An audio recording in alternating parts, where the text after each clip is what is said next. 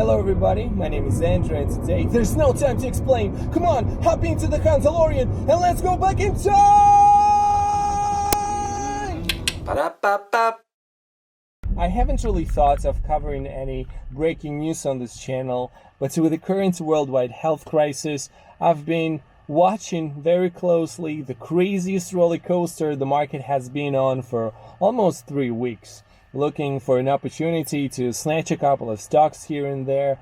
I've been depositing money into my M1 Finance account pretty much every couple of days, and then combing through my extensive watch list daily, each time focusing on different metrics. This morning, multiple stocks hit their 52-week lows, so I've decided to check out which companies have already or are about to warp space and time and take us back into good old simple days. Yeah, I know what they say. Past performance does not indicate future results. To be honest, they also say buy low, and that Epstein killed himself. So trust no one. Definitely not a guy in a Civic telling you how to invest. Prices of hundreds, literally hundreds of stocks have dropped to the levels they were traded at a year ago. Some even more. The industries that got the hardest kick in the balls have been definitely travel and entertainment. Think airlines, hotels, cruise ships, live venues, basically whatever involves people together in one place. If that wasn't enough, since the last couple of days, oil and finance have been absolutely smashed. Obviously, I'm not going to list all of the companies, just a good bunch have had on my radar. So here we go, in no particular order. Bank of America, ticker BAC. One of the significant positions in Warren Buffett's portfolio, by the way. Not mine, if you're by curious. Currently traded for 23.61, dividend yield 3.28, and PE ratio at 9.4. So a year ago it had some up and downs, and then it rose up to 35-ish, and then it smashed. Let's check out the 5-year performance. And yeah, well, it had a very nice rise, and this price drop is not only the best since 2018, it's pretty much the same as we had in 2017. If I remember it correctly, I do have a couple of shares, but nothing really significant. The next one, Boeing. Boeing. Ticker BA. The current price, $231. And this is the best one since 2017. 3-year time machine. As you can see, it flew up high pretty nicely, up to $439 even, and then it dropped. I believe the biggest hiccup was those 2 crashes, so it wasn't really the virus to push BA off the cliff. In the long run, I think they will get back to their heights, but for now, I am not getting on that plane. Here we have Simon Property Group, ticker SPG. This is the company behind many of those fancy malls, currently for grabs for $111. It has a very tempting dividend yield at 9.15. It had a rise here in 2016 up to $227, but since then it has been on a quite consistent drop to the current price. Personally, I'm quite hesitant over the future of malls. I know Joseph Carlson from Joseph Carlson Show has a positive idea. By the way, one of the best financial channels on YouTube. Go check him out. And indeed, the one here in Torrance, California, close to where I live, is packed almost every evening. But unless they redefine the experience and focus more on the entertainment aspect of it, I won't be bullish. Next, we have another company from Warren Buffett's pocket, American Express, ticker AXP. The current price, $103, dividend yield 1.75, PE 13.5. This company has been doing pretty well for the last 5 years, at least 5 years, and the recent drop was from 135 to the current price of 103. I don't have any shares, but I am a client of American Express, and I have to say that my experience has been one of the, if not the best, when it comes to the financial sector. So at some point, I might get on board. Well, I guess it's time for a company close to my heart. Or shall I say, a dagger stuck in my heart. And that is Six Flags Entertainment, with a cool ticker 6. The current price hurts my feelings.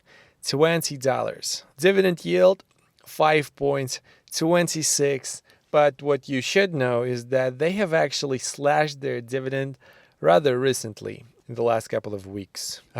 It's been a troubled company even before the storm.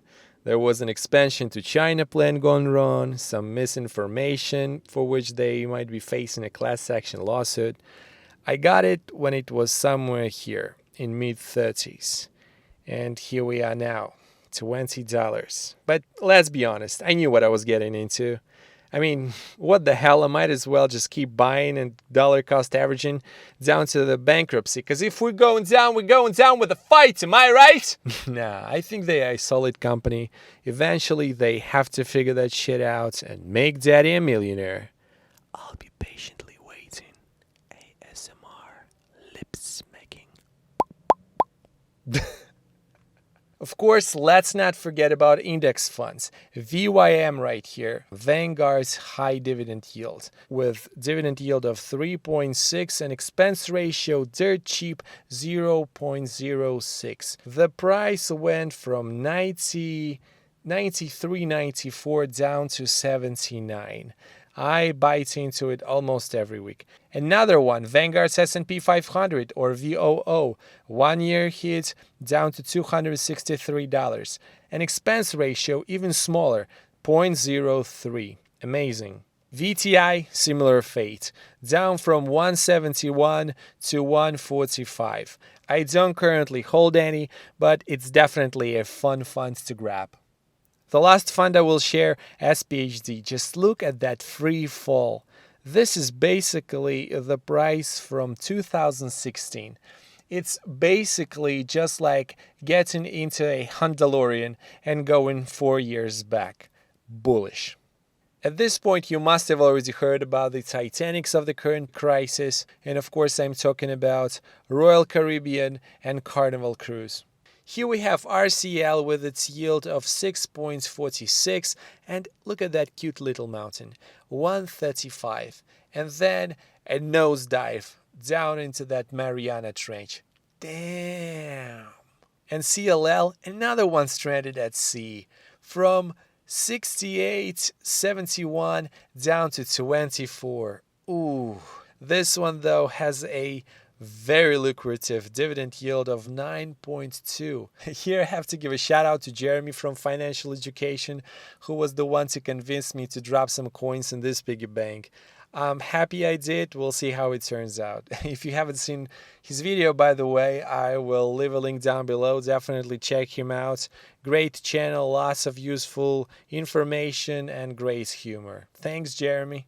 Uber down to $29, almost the lowest it has ever been since it joined the market in April 2019. New residential investment, or NRZ, with a very tempting dividend yield of 14.22 and PE of 11.7, down to $14.59. Facebook for $178, almost in 1 year lows. The dividend boss 3M is taking us back to 2016. JP Morgan with its dividend yield of 3.85 took a hit. The childhood dreams mogul Disney is down. Starbucks down from almost $100 to $74. And the last but not least, Ronald McDonald himself smashed his face on the dance floor.